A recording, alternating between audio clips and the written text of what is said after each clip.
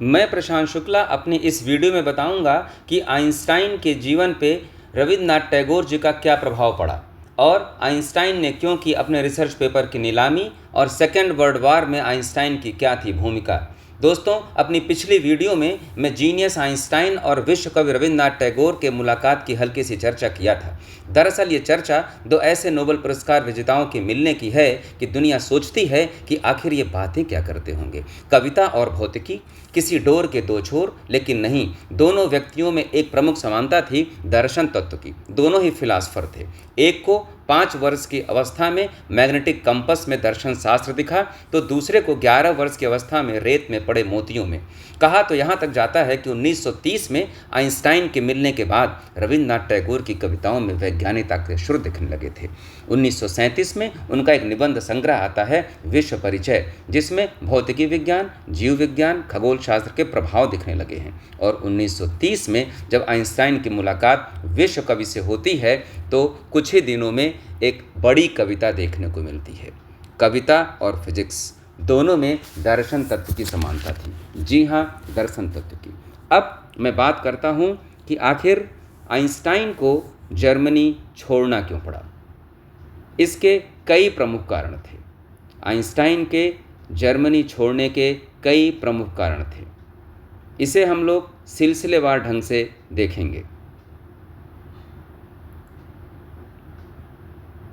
Einstein की ही एक theory कि टाइम और स्पेस इंडिपेंडेंट नहीं होते हैं, और इसी को मद्देनज़र रखते हुए उन्होंने जब ये पाया कि जर्मनी में यहूदियों के ऊपर अत्याचार बढ़ रहा है, समय बदल रहा है, तो क्यों ना स्थान बदला जाए, और फिर उन्होंने जर्मनी को छोड़ने का मन सा बना लिया। पहला कारण नाजिज्म का उदय, यहूदी ज्यूज को प्रताड़ना मिलना हिटलर के द्वारा। दूसरा कारण था नाजी शासन आइंस्टाइन की हत्या का इनाम घोषित कर चुका था। लिखा तो इतना गया है कि जर्मनी में आइंस्टाइन की सेविंग तक जब्त कर ली गई थी, अपार्टमेंट में तोड़फाड़ की गई थी। नाजियों ने इनकी हत्या का इनाम रख दिया था, और इसीलिए आइंस्टाइन जर्मनी से इंग्लैंड फिर यूएसए जाते हैं और अंततः अमेरिका की नागरिकता ले लेते हैं। उसी समय विश्व युद्ध का रहस्य में आगाज़ होने वाला था, और आइंस्टाइन अमेरिका आने के बाद अपने जर्मन यहूदियों के लिए वीज़ा का आवेदन करते थे और कई ऐसे काम करना चाहते थे कि जिससे यहूदियों को वहाँ पे आराम मिल जाए। अब शुरू होता है विश्व युद्ध।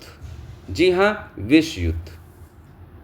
1939 में विश्व युद्ध के कुछ हफ्ते पहले उन्होंने रूजवेल्ट को खत लिखा, जो वहाँ के तत्कालीन राष्ट्रपति थे।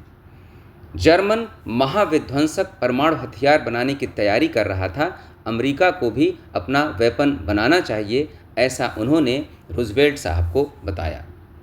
इस पत्र के 3 दिन बाद अमेरिका के मैनहट्टन में, कहीं कहीं इस समय का अंतर आता है, मैनहट्टन में एटॉमिक रिसर्च सेंटर खोला गया, और वहाँ पे ओपेनहाइमर के द्वारा ट्रिनिटी में पहला परमाणु परीक्षण होता है, और यह दृश्य आप यहाँ देख रहे हैं। और उसके बाद विश्व के सामने आता है हिरोशिमा नागासाकी का एक भयंकर मंजर। इस पत्र के बारे में मैं ये बताना चाहूँगा कि यह पत्र वास्तव में हंगरी वैज्ञानिक लियो सिजलार्ड ने वैज्ञानिकों की सहायता से लिखवाया था।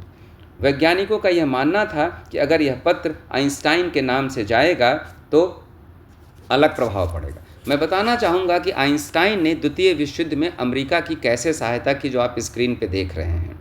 उन्होंने धन इकट्ठा किया, और अब बताऊंगा कि उन्होंने अपने जो रिसर्च पेपर्स थे उनकी नीलामी करके पैसा भी इकट्ठा किया, और इन रिसर्च पेपर्स की मूल प्रतिलिपि आप देख रहे हैं। सेकेंड वर्ल्ड वार के बाद इजराइल के प्रेसिडेंट का प्रस्ताव आया उन्हें प्रेसिडेंट बनाने का।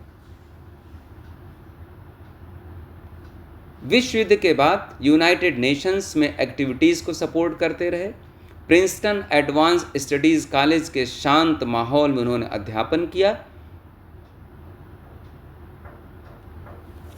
प्रिंसटन कॉलेज के एक भाषण में आइंस्टाइन ने कहा, मैं ये नहीं समझ पाता कि मुझे प्यार तो सब करते हैं लेकिन मुझे समझ क्यों नहीं पाते। तो क्या मैं इसका यह अर्थ निकालूं कि प्यार अंधा होता है? आप चैनल लाइक कीजिए, सब्सक्राइब कीजिए और फिजिक्स की ऐसी कहानियाँ सुनते रहिए। हमारी अगली वीडियो होगी आइंस्टाइन का अंतिम समय कैसा था। Thank you.